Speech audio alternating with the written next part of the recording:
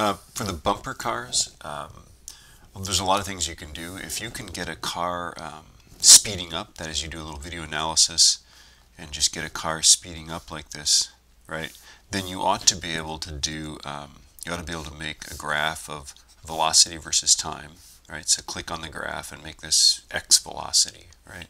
And if the velocity does that, you ought to be able to figure out its rate of acceleration, right? The acceleration will be the slope.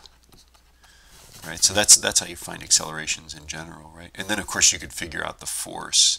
Force equals ma, and these things are what, 800 pounds or something like that. I don't know what they are, 500. You just make up something, right? Okay, and then turn that into kilograms, right? And then you could figure out roughly what kind of force these things can exert. Other things you can do that are kind of fun is you could get a collision.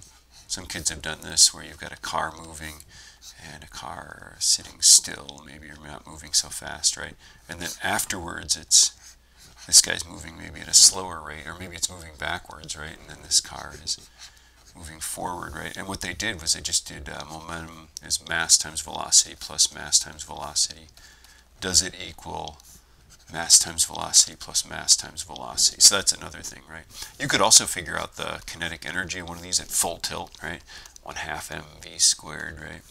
If you figure out how long it takes to reach its top speed, if you get one speeding up, right, the power put out by one of these is the kinetic energy divided by time over the time it takes to reach that speed.